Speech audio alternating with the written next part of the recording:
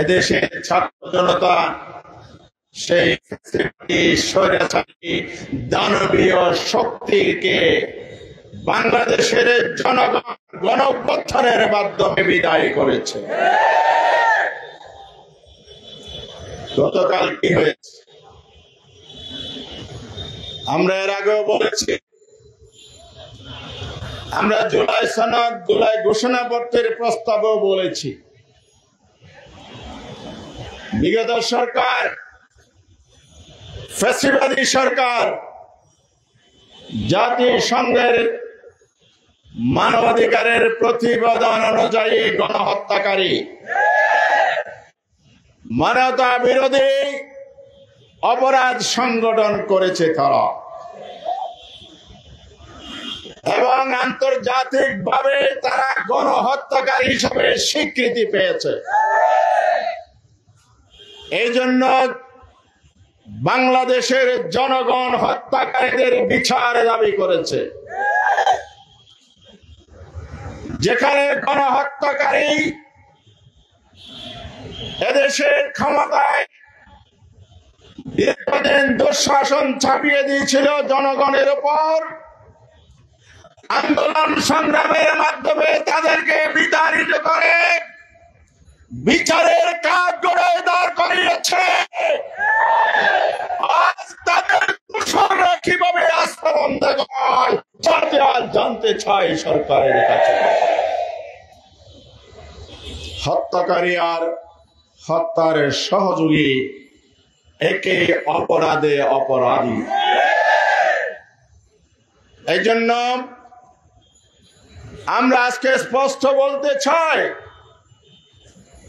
গতকাল গণ অধিকার পরিষদের নেতৃবৃন্দের উপর যে হামলা চালানো হয়েছে,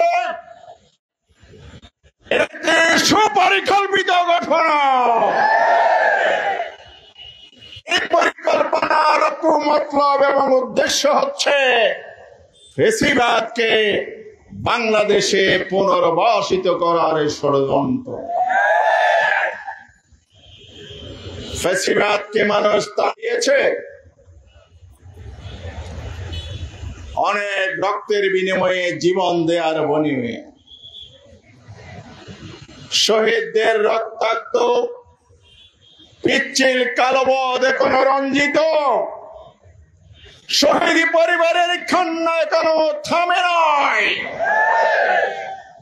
আহতরা পঙ্গুত্ব বরণ করে বিনা চিকিৎসায় কাতরাচ্ছে হাসপাতালে।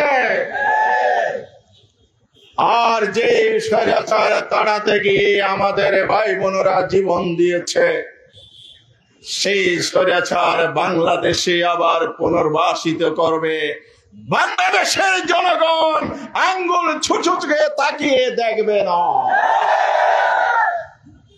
স্বৈরাচারের দোসররা একে অপরাধে অপরাধী গণহত্যার বিচারে শেখ হাসিনা সহ আওয়ামী লীগ এবং তার আজ্ঞাবাহী প্রশাসনিক কর্মকর্তারা জেলখানায় আর আদালতের কাজ গড়ায়।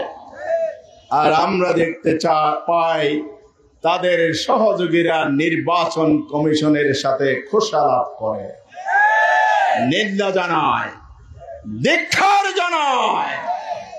তারা আবার দলীয় কার্যালয়ে বসে বিভ্রান্তিমূলক সাংবাদিক সম্মেলন করে। এই ক্ষোভ জনগণের মনে হৃদয়ে আজ বানা বেঁধে উঠেছে। সরকারকে আমরা বলতে চাই, সরকার বাহাদুরের যারা কান্ডারি, শহীদের রক্তের উপরে শপথ নিয়েছেন অন্তর্বর্তীকালীন সরকার, এটা তো ভুলে গেলে চলবে না।